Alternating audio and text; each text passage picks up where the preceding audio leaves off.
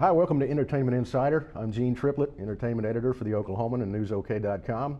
And I'm here with Heather Warlick-Moore, Matt Price, and Brandy McDonald, talking entertainment news. And this week the topic is how a few high-profile celebrities have been taken to task lately for bad behavior. First case in point is Kayne West, who was poked fun at on South Park recently for his gigantic ego. Kanye responded on his blog that he plans to work on being less of an egomaniac. He said, and I quote, "The crazy ego is played out at this point in my life and career. I just want to be a doper person, which starts with me not always telling people how dope I am. I need to get past myself." Meanwhile, he's working on a new personal fragrance, a Kanye-branded energy drink, and his own Nike shoe. Has he become a new bastion of humility, do you think, guys? Or is he just trying to be a master of marketing here? I just want to hear you say dope a few more times. I love it. I don't know. I think we're all just trying to be a little bit more doper, right? That's become, like, I think, the word of the day, dope. So good use of the word dope, Kanye. I think he is a master marketer. He's got all these products. He's making millions and billions of dollars. And let's see, I think that he is a huge egomaniac, which, you know, everybody knows that. And I'm not the biggest fan of his rap career. I think he's a great producer. Some of the stuff he's done is pretty amazing, but I don't think he's like the world's greatest talent as far as his rap career. So, in my opinion, that, you know, maybe if his talent level matched his ego level, he wouldn't be getting so much fun made of him. But power to you. I hope that you become a more doper person and, you know, chill the ego a little bit. All right. Well, I think he's got a lot of talent. I think he's put out some really great albums. I think College Dropout was a great album. I think you have to have kind of a big ego to make it as far as he's made. Right. So in that respect, I think it's not that out of line that he would have such a big ego. However, if you could maybe dial it back to like what we were saying, the industry standard at award shows is not so much to run up and yell that you should have won the award that somebody else just won. You're just kind of supposed to politely clap. So if you could maybe dial it back in those instances where he was just happy for other people and didn't think he needed to win all the awards, I think we could maybe handle the rest of his ego where he just says he's pretty great if he could let other people have their moment as well. So you just, you know, try to be a little more doper, I think, is what we're going for. Those were dope comments. Well, I would not recognize Kanye West without the big ego. If he didn't have it, I wouldn't know who he was. I think you have to have a certain degree of ego to have your own Nike shoe, your own fragrance. You're not going to jump on that train unless you have a certain amount of ego. It's really part of his persona now, and I doubt that a couple of poorly animated, foul-mouthed animated children on South Park are going to get him to change that. Besides, I don't see a whole lot of rappers rapping about how they helped the poor and homeless and people after disasters. I pretty much think it's kind of about ego. So I'd be surprised if I saw a true change of heart, but maybe he'll surprise me. Well, you know, West's colossal ego is almost an integral part of his act anyway, like you guys said it. But it does get a little off-putting at times. It would be nice to see him rein in his boastfulness just a little bit. But I don't think phony humility is going to win any new fans for him or sell more branded merchandise. So Billy Bob Thornton recently engaged in a contentious, surly interview with a Canadian radio show host. Thornton is generally a good, interesting, and solicitous interview subject. I've talked to him myself, and he can be personable.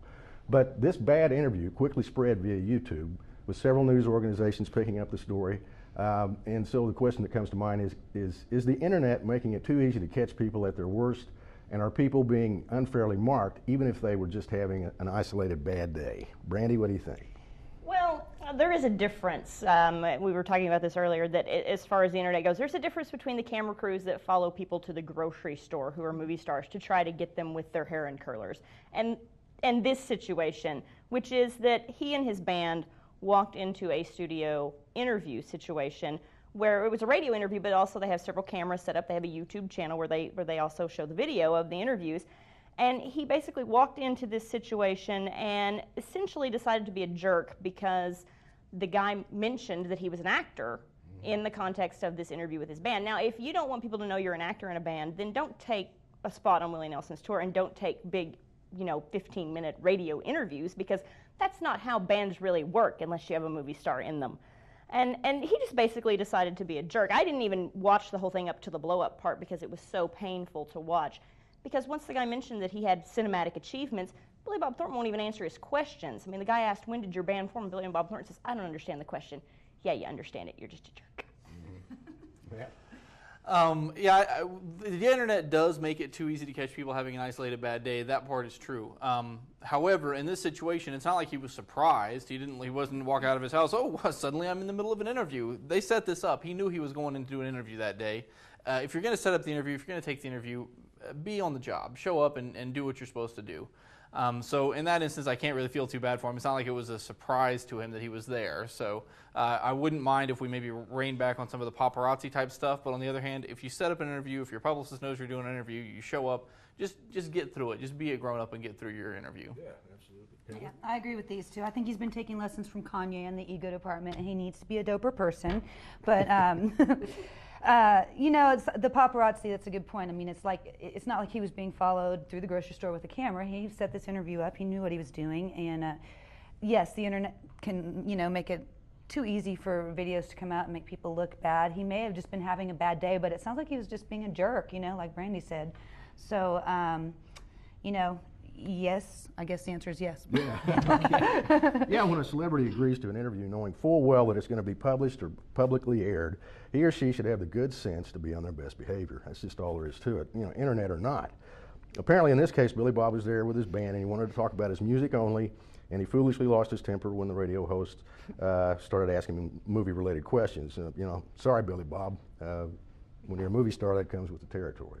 So, finally, actor-writer Ethan Hawke recently wrote a story published in Rolling Stone claiming that an unnamed country music star, who by the description sounded a lot like Oklahoma's own Toby Keith, got into a verbal altercation with Chris Christopherson over their political differences during a birthday celebration show for Willie Nelson. Keith angrily denies that it ever happened. Christopherson doesn't even remember it, and Willie says it never happened. So who comes out this situation looking the worst?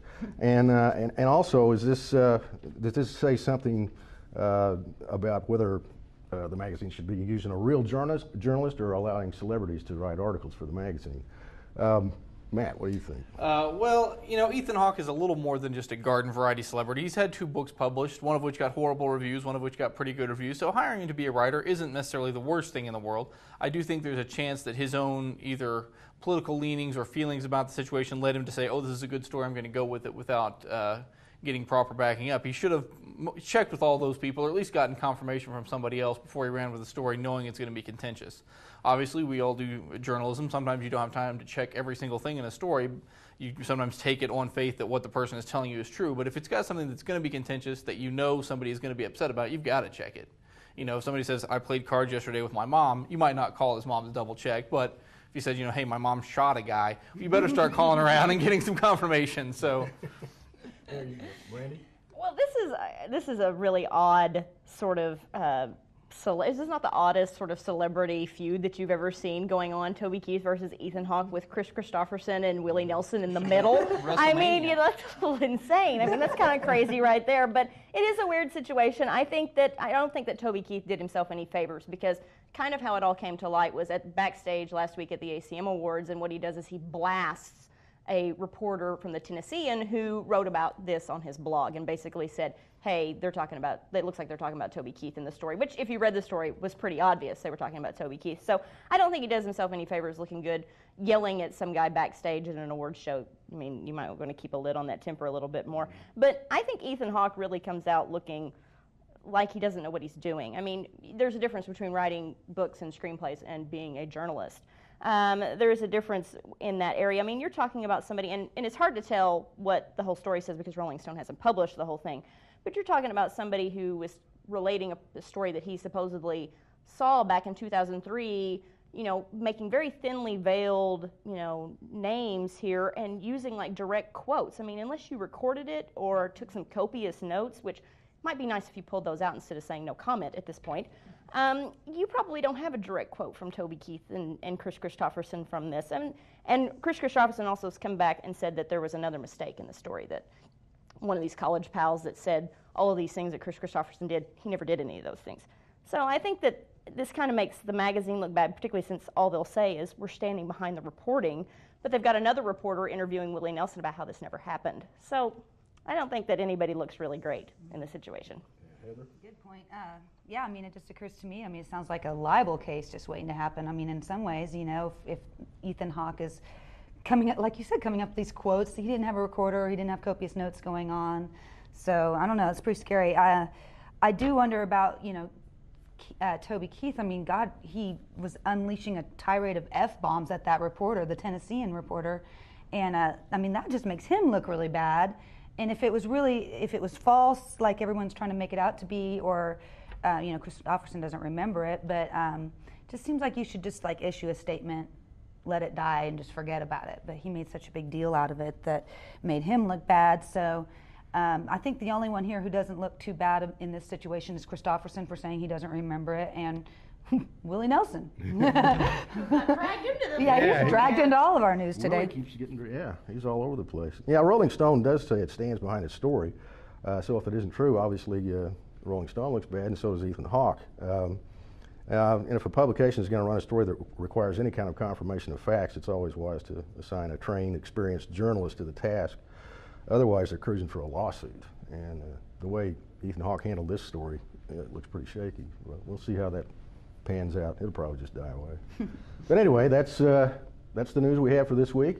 Hope it was a little bit interesting for you, and I hope you'll tune in again next week for Entertainment Insider.